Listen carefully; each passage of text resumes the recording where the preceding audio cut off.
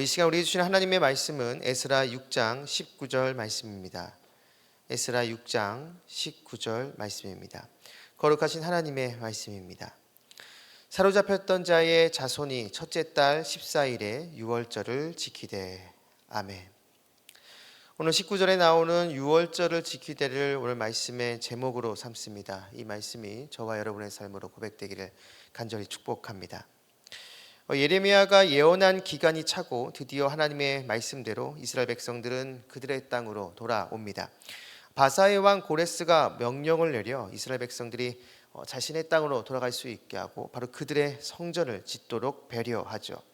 하지만 우리가 지금까지 에스라서를 읽어왔지만 이 성전 건축이 바로 이어지지는 못합니다. 상당 기간 방해자들이 존재했고 이들을 이스라엘 백성들은 두려워했다라고 말합니다.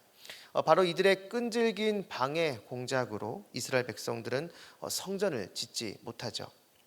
그러다가 학개와 스가랴 선지자를 통해 하나님께서 다시 말씀하십니다.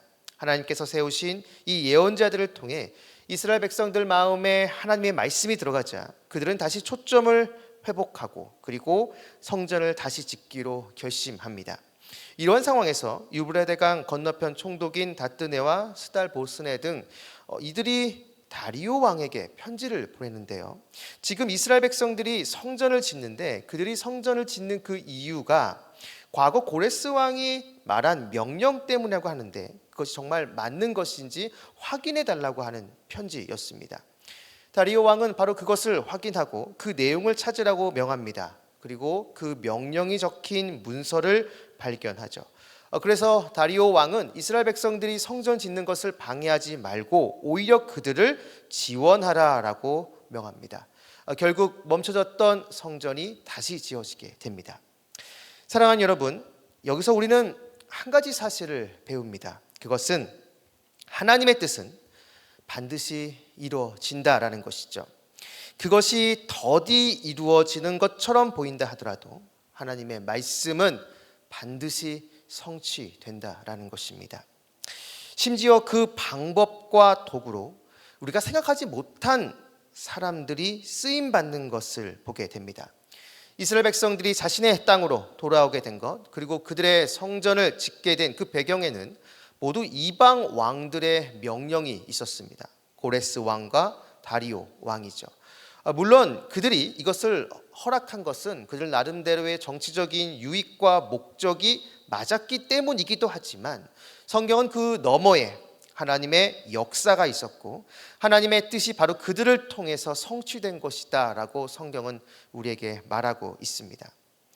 그럼 그 하나님의 뜻이 이루어지기까지 하나님은 이스라엘 백성들을 어떻게 대하셨는가? 하나님은 계속해서 이스라엘 백성들에게 말씀하셨습니다. 포로 이전에는 예레미야 선지자를 통해서 말씀하셨고 포로지에 있을 때는 하나님은 에스겔 선지자를 부르셔서 이스라엘 백성들에게 말씀하셨습니다. 그리고 이스라엘 백성들이 다시 그들의 땅으로 돌아오고 나서 하나님은 학개와 스가랴 선지자를 불러서 그들을 통해서 이스라엘 백성들에게 하나님의 말씀을 들려주셨습니다. 하나님은 포기하지 않고 자신의 백성에게 지속적으로 말씀하셨던 것이죠. 이스라엘 백성들은 바로 그 하나님의 말씀을 듣고 인내하고 견디며 나아갔던 것입니다. 그리고 때가 됐을 때 하나님의 성전이 세워지게 된 것이죠. 우리도 마찬가지입니다. 우리를 향한 하나님의 뜻이 있습니다. 우리 각자에게 말씀하시고 약속하신 말씀이 있습니다. 그 말씀과 그 약속, 내가 하나님께 아뢰고 기도한 그 모든 것들이 얼핏 너무나 더디 이루어지는 것처럼 느껴질 때가 있습니다. 하지만 때가 되면 하나님의 말씀과 약속은 반드시 이루어지고 성취가 됩니다. 그 도구와 방법으로 우리가 전혀 생각하지 못했던 사람이 쓰임받을 수 있습니다. 그렇게 하나님은 자신의 말씀을 반드시 이루시고 성취하신다라는 것이죠. 그러한 말씀을 받고 약속을 받은 우리들이 잊지 말아야 하는 것은 계속해서 말씀하시는 주님의 그 말씀에 귀를 기울이는 것입니다. 그 말씀을 계속 붙잡고 계속해서 주님 앞에 나아가 기도하는 것이죠. 당장 지금 우리 눈앞에 어떤 것도 드러나지 않고 현실은 여전히 암담해 보인다 하더라도 오늘 나에게 주시는 그 말씀을 다시 붙잡고 하루하루 견디며 인내하며 나아가는 것입니다. 바로 이것이 주님의 말씀의 때, 그 약속의 때를 기다리는 성도의 자세인 것이죠. 바라기는 오늘도 나에게 주시는 이 말씀을 붙잡고 오늘 하루 인내하며 나아가는 그러한 은혜가 여러분 가운데 있게 되기를 바랍니다. 그러한 하루하루가 지나고 또 지나면 반드시 주님의 약속, 주님의 말씀이 성취되는 날이 올 것입니다. 바로 그날을 기대하며 오늘도 주님 앞에 나아가는 저와 여러분 우리 모두가 되기를 주님의 이름으로 축원합니다. 이렇게 하나님의 때가 됐고 드디어 성전이 지어집니다. 그리고 나서 이스라엘 백성들이 첫 번째로 지킨 절기가 오늘 본문에 나오는 것처럼 유월절입니다.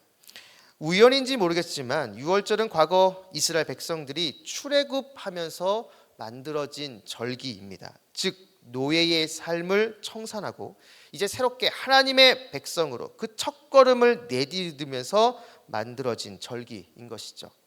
성전을 짓고 첫 번째로 지킨 절기가 유월절이란 것은 어쩌면 지금 이스라엘 땅으로 돌아온 이 귀한 공동체도 바벨론 그리고 바사의 종에서 벗어나 하나님의 백성으로 그들의 정체성을 회복했다라는 고백이라 할 수 있습니다. 제2의 출애굽 역사가 일어났다라는 것이죠. 그리고 본문은 이것을 성전 건축과 관련해서 이야기하고 있음을 우리는 기억해야 합니다. 외적으로 그들은 여전히 바사의 통치 아래에 있지만 그들의 정체성은 바사의 국민이 아닌 바사의 신을 섬기는 존재가 아닌 오직 여호와 하나님만을 섬기는 하나님의 백성임을 바로 이 성전을 통해서 되새기고 있는 것이죠. 바로 성전에서 하나님께 제사를 드리고 예배를 드림으로 그들의 정체성을 다시 굳건하게 하고 있는 것입니다. 사랑하는 여러분, 예배는 바로 이러한 힘이 있습니다. 예배를 통해 우리는 주님 앞에 나아가며 주님을 예배함으로 우리는 우리 자신의 정체성을 깨닫게 됩니다. 하나님의 백성임을 바로 하나님께 올려드리는 그 예배를 통해서 더 굳건하게 확인하게 되는 것이죠. 그렇게 우리는 예배의 자리를 떠나서 성도로서 살아갈 수 없습니다. 예배를 드림으로 주님 앞에 더 가까이 나아감으로 나를 향한 주님의 뜻을 알게 되고 더 나아가 주님을 닮아가는 그 은혜를 경험하기 때문입니다. 인간은 무엇인가를 섬기는 존재입니다. 이것을 종교적인 용어로 바꿔보면 인간은 무엇인가를 예배하는 존재로 바꿔 이야기할 수 있습니다. 세상 사람들은 내 삶의 주인은 나다라고 이렇게 이야기를 하지만 그 사람의 내면을 깊이 들여다보면 그 사람 역시 마음 가운데 무언가를 의지하고 있는 대상이 있습니다. 바로 그것이 그 사람이 예배하고 있는 대상인 것이죠.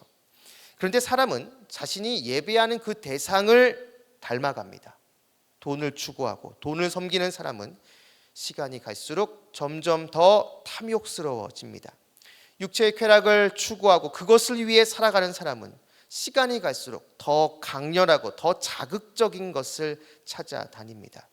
결국 그러다가 어떻게 인간이 저럴 수 있는가라는 소리를 듣는 그러한 일도 서슴지 않고 버리는 것이죠. 자기가 추구하고 자기가 예배하는 대상을 닮아갔기 때문입니다. 우리 모두는 하나님의 형상으로 만들어졌습니다. 그게 인간입니다. 그렇기에 우리가 인간다움을 회복하기 위해서는 하나님을 예배할 때 가능합니다. 인간이 진정 인간다울 수 있는 것은 하나님을 예배할 때라는 것이죠. 예배의 자리를 지킴으로 이러한 주님의 은혜를 경험하는 저와 여러분 우리 모두가 되기를 주님의 이름으로 축원합니다. 사랑하는 말씀상 공동체 성락성결교회 성도 여러분, 일평생 하나님만을 온전히 예배하는 여러분들이 되시길 바랍니다. 그렇게 할 때 우리는 주님을 더 닮아가게 될 것이고 나를 향한 주님의 뜻을 발견하게 됩니다. 예배의 자리에서 우리는 내가 누구인지를 알게 됩니다. 세상이 규정하는 내 모습이 아닌 창조주이시며 구원자이신 그 하나님이 말씀하시는 나의 진짜 모습을 알게 되는 것이죠. 성도는 주님께서 나를 향한 말씀하신 그 내 모습을 확신하며 이 세상 속에서 담대하게 살아가는 존재입니다. 예배의 자리가 바로 그러한 은혜를 경험하는 통로가 되는 것이죠. 더불어 주님의 말씀은 반드시 성취됩니다. 주님께서 여러분에게 약속하신 것, 여러분이 간절히 주님께 올려드리는 그 모든 기도 제목 역시 주님의 때가 되면 이루어지고 성취될 것입니다. 바로 그때까지 포기하지 않고 주님께서 여러분에게 주신 그 말씀을 끝까지 붙들고 인내하며 나아가는 저와 여러분 우리 모두가 되기를 주님의 이름으로 축원합니다. 기도하겠습니다. 우리의 모든 것 되시는 아버지 하나님, 오늘도 우리에게 말씀을 주시고 이 말씀을 붙들고 기도하게 해주심을 진심으로 감사드립니다. 주님의 말씀은 반드시 성취된다는 것을 기억하게 해주시고 그것이 더디 이루어지는 것처럼 보여도 주님의 말씀과 약속은 반드시 이루어진다는 것을 믿고 하루하루 나에게 주신 그 말씀을 붙들고 나아가는 저희들이 되게 하여 주옵소서. 주님을 예배하는 자리를 소중히 지키며 주님만을 진실하게 예배함으로 주님을 닮아가기를 원합니다. 예배 자리에서 나를 향한 주님의 뜻을 발견하게 해주시고 주님의 자녀로 이 세상 속에서 담대하게 나아가는 저희들이 되게 하여 주시옵소서.